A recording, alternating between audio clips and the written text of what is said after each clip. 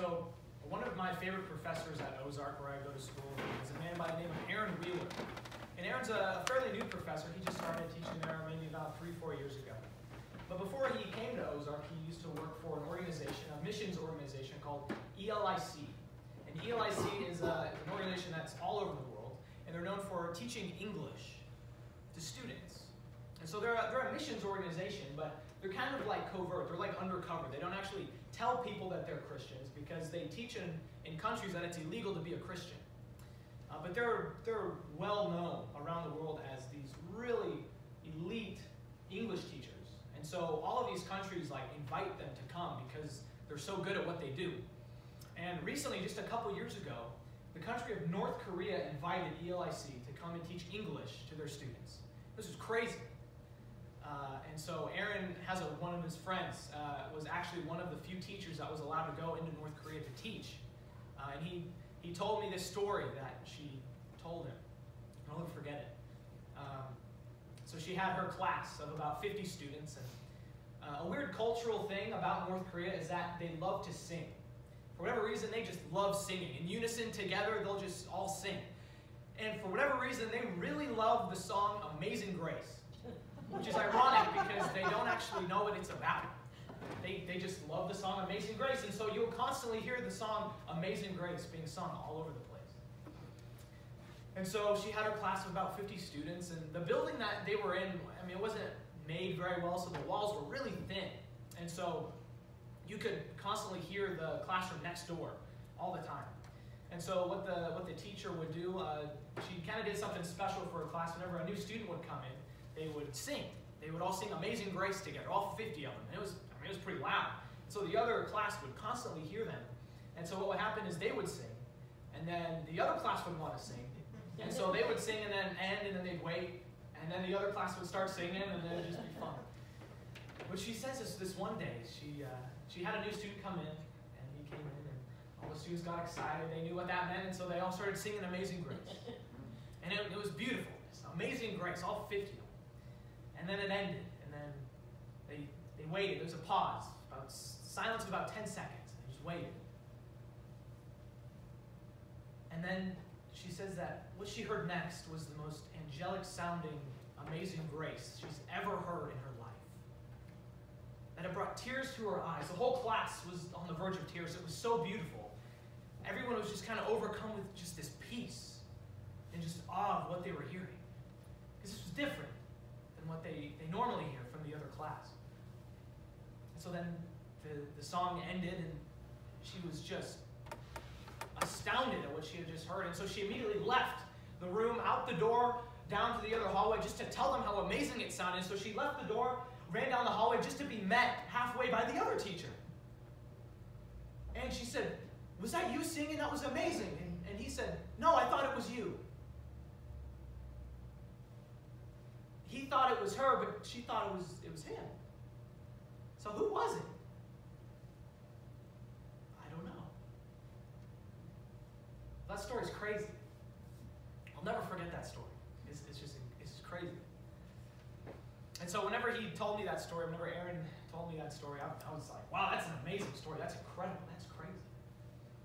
But if I can be honest with you, the first thought that came into my mind was, did that really happen?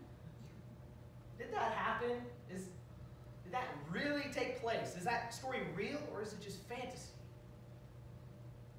There are some people who believe the Christmas story in the Bible is just fantasy. It's just a religious story that makes you feel good, but that's about all it is. It's filled with supernatural events that you need to have faith to believe. Angels appearing, a virgin conceiving a child, God coming to earth as a little baby, a special star guiding the wise men to the birthplace. It's just kind of weird. How could this actually take place? Is this story real or fantasy? And if you don't believe in the Christmas story, should you just say you believe it just to keep other people happy? If you don't believe it, I don't really want to confront people about it because, that could hurt their feelings. I'm just going to keep going to church. I'm just going to say I believe it just because. Should you do that? I don't know. Is it wrong to have doubts about the Christmas story? Is it wrong to have doubts about the Bible? Is it wrong to have doubts about God? Today's the first Sunday in December, so I wanted to wrap up our series on the Sermon on the Mount and kind of start a little mini Christmas series this morning, going through the beginning of Luke. And the story we'll look at today is in Luke chapter 1, and so if you haven't already opened your Bibles, go ahead and open there. That's where we'll be this morning. The very first supernatural event in the Christmas story is one that often gets overlooked. It's the story of an angel telling a man that he and his wife are about to have a baby. And this baby was going to be very important. But this might not be the story that you're thinking of. Because it's not. The story that we're looking at today in Luke chapter 1 is the story of an angel that appeared to an old man named Zechariah. The angel Gabriel, who informs the elderly man that he and his wife were going to have a baby. And they were going to name him John. This would turn out to be John the Baptist, who precedes Jesus. And as we read through this story, we're going to see how Zechariah, the father of John the Baptist, doubts. So let's start reading in our text, starting in verse 5 of Luke 1. In the time of Herod, king of Judea, there was a priest named Zechariah who belonged to the priestly division of Abijah. His wife Elizabeth was also a descendant of Aaron. Both of them were upright in the sight of God, observing all the Lord's commandments and regulations blamelessly. But they had no children, because Elizabeth was barren, and they were both well along in years. Once when Zechariah's division was on duty and he was serving as priest before God, he was chosen by lot, according to the custom of the priesthood, to go into the temple of the Lord and burn incense. And when the time for the burning of incense came, all the assembled worshipers were praying outside. So let's stop right there. So we get our first look at this guy, Zechariah. He doesn't really seem like the type of guy that would struggle with doubt. I mean, he was an experienced priest. It says he obeyed God's commands, and him and his wife had a great reputation in the community. This is an upright man. And even though their prayers were never answered about having a baby of their own, they continued to follow God, even though they didn't get what they wanted. That's virtuous. As a matter of fact, Zechariah was so respected that he gets chosen to burn incense in the temple. That's a huge deal. This was a once-in-a-lifetime event. He got to enter the Holy of Holies in the middle of the temple. This is where they thought the presence of God resided. This is a huge deal. So Zechariah enters the temple to burn incense, and let's keep reading what happens from there. Verse 11. Then an angel of the Lord appeared to him, standing at the right side of the altar of incense. When Zechariah saw him, he was startled and was gripped with fear. And the angel said to him, "Do not be afraid, Zechariah. Your prayer has been heard. Your wife Elizabeth will bear you a son, and you are to give him the name John. He will be a joy and delight to you, and many will rejoice because of his birth. For he will be great in the sight of the Lord. He is never to take wine or other fermented drink, and he will be filled with the Holy Spirit even from birth. Many of the people of Israel will bring back to the Lord their God, and he will go on before the Lord in the spirit and power of Elijah, to turn the hearts of the fathers to their children and the disobedient to the wisdom of the righteous, to make ready a people prepared for the Lord." So the angel appears to Zechariah, and he gets startled. He's scared. I'd be pretty scared if an angel just kind of popped up. I'd be thinking, am I seeing things? Is this really happening? This is kind of what he's dealing with. And look at the next verse, verse 18. See how he responds to the angel. Zechariah asks the angel, "How can I be sure of this? I'm an old man and my wife is well along in years. How can I be sure that what you're saying is true? This is kind of outlandish. I'm old. I can't have kids, and you're telling me I'm going to have a kid? That's ridiculous." Now, I want you to think about this for a minute. This is a priest who is so respected for his godliness that he's allowed into the sanctuary of the temple. Not many people get that opportunity. But this very godly man doubts the angel that tells him this news right in front of him. He sees it with his own eyes. Now, what I want you to see here in this story is that doubt is normal. Doubt is okay. Even for a godly man like Zechariah, it's okay. It's normal. I heard of a story of one time, a little boy coming home from Sunday school. And his dad asked him what he learned that morning. And the boy responded, he said, "We learned about the story of Moses. Our teacher told us how God sent Moses behind enemy lines on a rescue mission to lead the Israelites out of Egypt." And the father asked, "How does the story go?" "Well, you see, they got to the Red Sea. Moses saw he was at a dead end, and so he had his engineers build a pontoon bridge. And while all the people walked across safely, then he used his walkie-talkie to radio the headquarters for reinforcements. They sent bombers to blow up the bridge while the Egyptians were crossing and all the Israelites were saved. The boy's father asked, "Is that how the teacher told the story?" And the boy said, "Well, no. But if I told you how she told it, you wouldn't believe it." Doubt of the supernatural is normal. Zechariah is a godly and blameless priest, but he still has doubts. So if today you have doubts on occasion, then you're in good company. It's okay. It happens to all of us. 30 years after his birth, John the Baptist himself even doubted Jesus. John was the first person to proclaim Jesus as the Messiah, the first ever. But months later, John was arrested and thrown into prison. And he was alone and hurting and having some doubts. He questioned whether Jesus really was who he said he was. And while in prison, he says in Luke chapter 7, he says this, summoning two of his disciples, John the Baptist sent them to ask Jesus, "Are you the expected one, or should we look for someone else?" Man, that's some doubt. He was really questioning who Jesus was. And later on, Jesus would say that there has never been a greater man born than John the Baptist. He literally said that. He is the greatest man to ever live, John the Baptist. And even he doubted. So if the greatest man ever born can doubt, I'm pretty sure you can doubt. I think it's okay.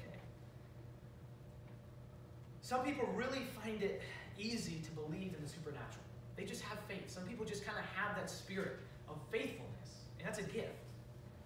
Other people, though, consistently struggle with doubt. They want to believe, but they're honest enough to pretend that if they don't believe, they just don't. Back last year when we were going through the book of John in Sunday school, some of you might remember talking about the characters of Nathaniel and Thomas. Both of these people show us how some people can just believe and have faith, but others struggle with doubt. Nathaniel and Thomas show us in the book of John that there's room for both kinds of people in the kingdom of heaven. John chapter 1, 47 through 49 talks of Nathaniel like this. He says, "When Jesus saw Nathanael approaching, he said of him, 'Here is a true Israelite in whom there is nothing false.' 'How do you know me?' Nathanael asked. Jesus answered," catch this, "I saw you while you were still under the fig tree before Philip called you." Then Nathanael declared, "Rabbi, you are the Son of God." So this is almost so simple that it's like confusing. You miss it. Literally, Nathanael, he says that, he asks, "How do you know me?" And all it takes for Jesus is to say, "I saw you under a fig tree." And Nathanael says, "Wow, you are the Son of God." That is all it takes. "I saw you under a fig tree." And he believes. He's a man of great faith. That's a gift. But not everyone has it that easy. Thomas, Jesus' own brother, has often been called Doubting Thomas. That's probably something you've heard before. That's because he had a really hard time believing.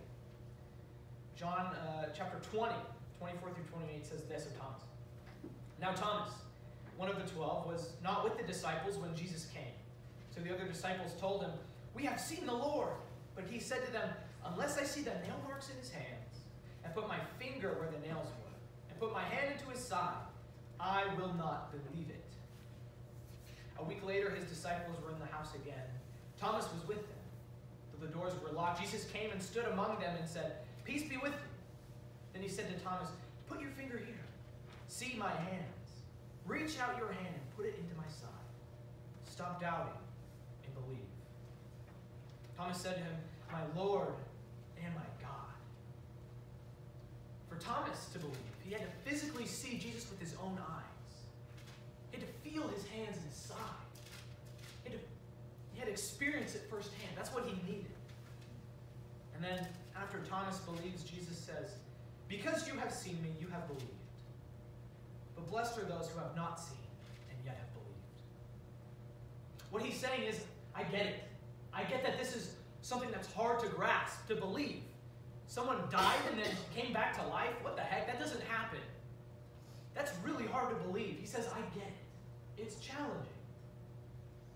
For Nathanael, all it took was for Jesus to see him under a fig tree.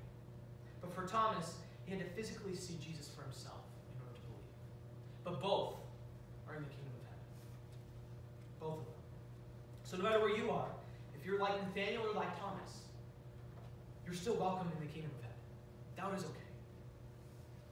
As we enter into the Christmas season, I feel like there's more and more discussion about the validity of the Christmas story. Did it actually happen? How much of it is true? How much of it is made up? I don't know. Atheists and Christians will both argue over what exactly happened or whether the story really occurred. Something I see quite often around this time is people who say this. They ask, did you know Christmas was actually a pagan holiday? That Christians stole December 25th from a pagan religion and made it the real. And they go, ha, I got you. It's fake. I got you. Have you heard this? I mean, I hear this often. But let me ask you, was Jesus really born on December 25th? We don't know. We don't know that. And so actually, whenever people say that we adopted a pagan holiday, they're right. Because we did. But we don't actually know when Jesus was born. We just kind of took a guess. And because this other holiday was occurring, we were just like, oh, we can just make it our own. And so we did. And now we have Christmas.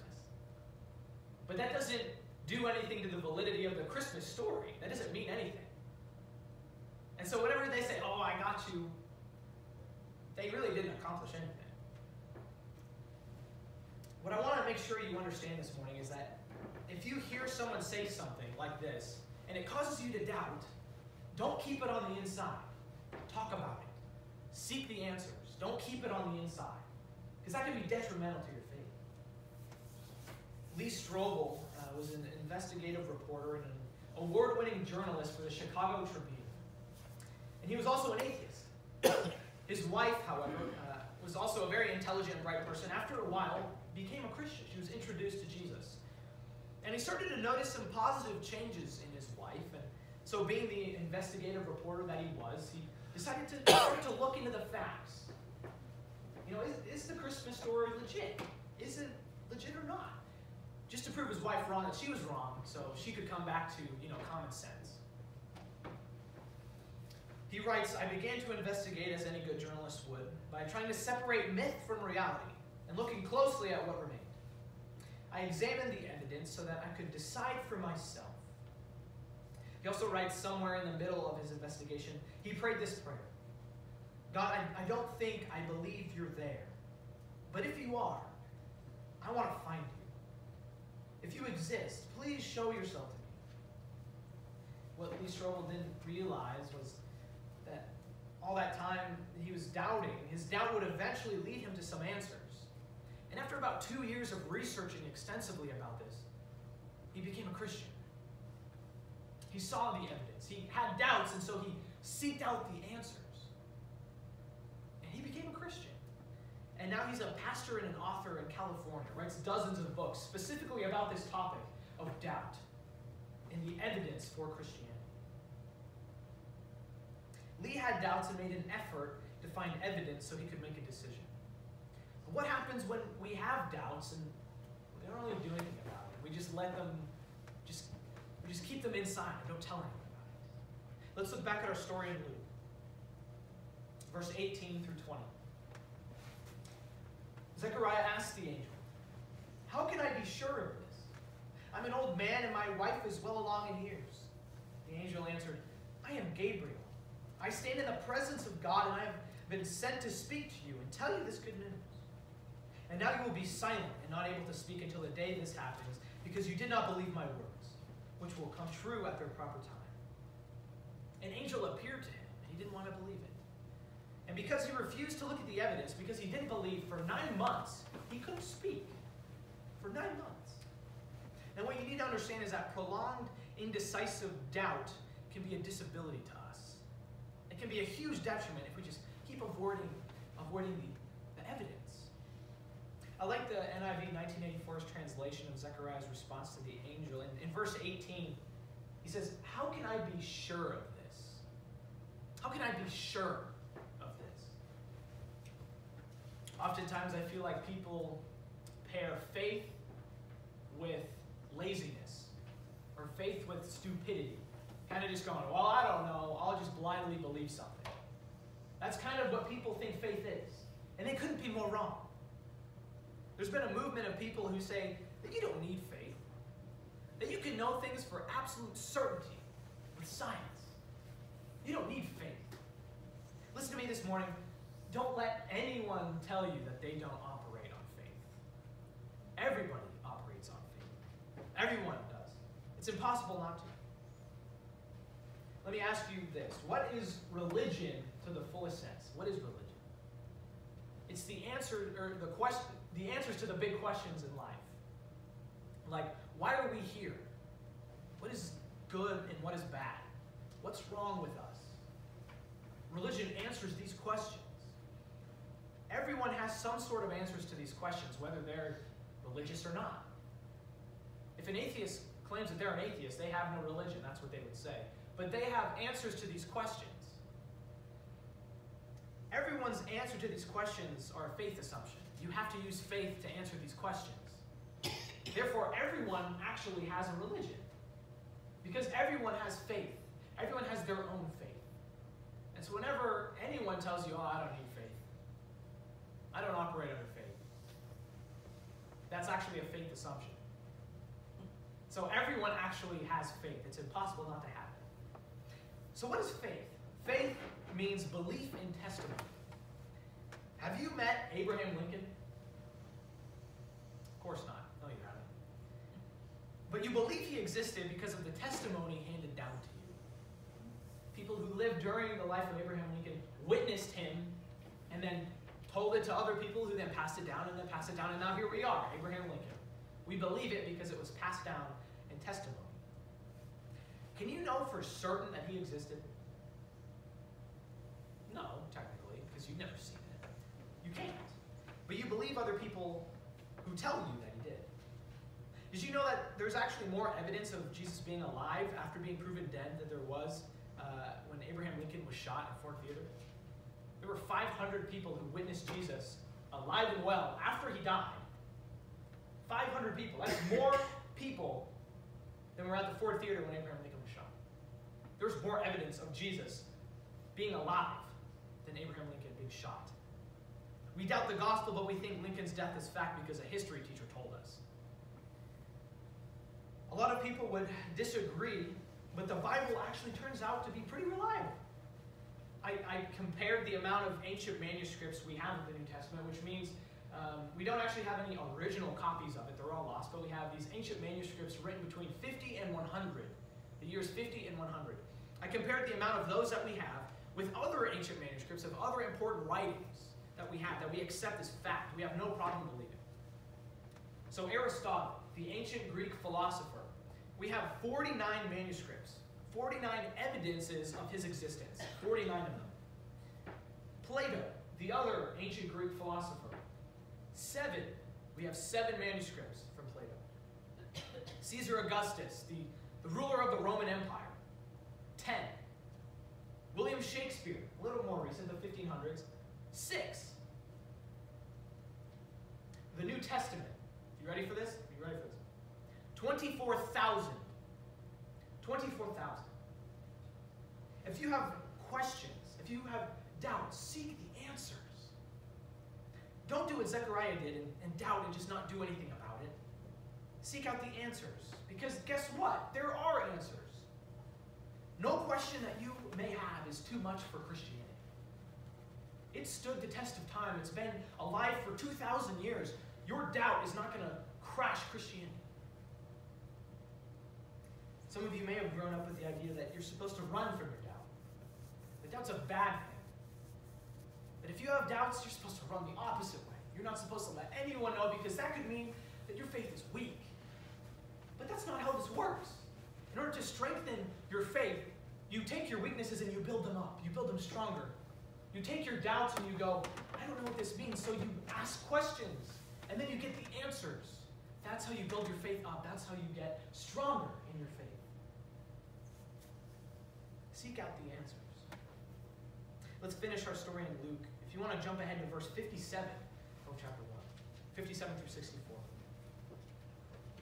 When it was time for Elizabeth to have her baby, she gave birth to a son. Her neighbors and relatives heard that the Lord had shown her great mercy, and they shared her joy. On the 8th day, they came to circumcise the child, and they were going to name him after his father Zechariah. But his mother spoke up and said, "No, he is to be called John." They said to her, "There is no one among your relatives who has that name." Then they made signs to his father to find out what he would like to name the child. He asked for a writing tablet, and to everyone's astonishment, he wrote, "His name is John." And immediately his mouth was open and his tongue was loosed and began to speak, praising God. Max Lucado tells of a father who trained his little son to run across the dining room table and leap into his arms.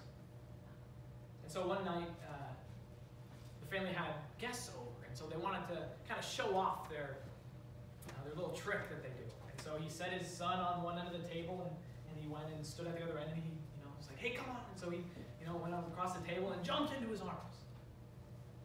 And they were like, "Oh, you haven't seen anything." And so he sets him back on the table, and he stands there, and he winks at him. He turns off the light, and it's pitch black in there. And he says, "Okay, I'm ready." And no one can see anything, but you can hear the little patter of his feet just running across the table. And then he leaps into his arms. His faith is incredible. He had learned to trust his father so much in the light that he was willing to do the same thing in the darkness. If you walk by faith with the little light you have, your faith in the Lord will grow, and you will be able to trust him completely, even in the dark. Other religions see doubt as a threat. You aren't allowed to doubt. In Islam, doubt is a sin against Allah. You're not supposed to doubt. Even in Mormonism, you're not allowed to doubt. You're supposed to know what you believe. But Christianity embraces doubt. Doubt is necessary to faith. That's how we build up stronger faith. In the book of John, we see Jesus inviting his first disciples. They're kind of curious about him. They see that there's something different about him, and they're curious. They're not really sure where to put their finger on it. And so they ask. And you know what Jesus says to them? You know what he says? He says, "Come and see." He invites them in and says, "Come and see for yourself." Come and see. He invited them, and he's inviting you. He's inviting all of us to come and see. Come and see for yourself. Come and see that I am who I really say I am. Come and do this firsthand. Because at the end of all your doubts, God is waiting for you. He's waiting for you. Let's pray. God, thank you for doubt.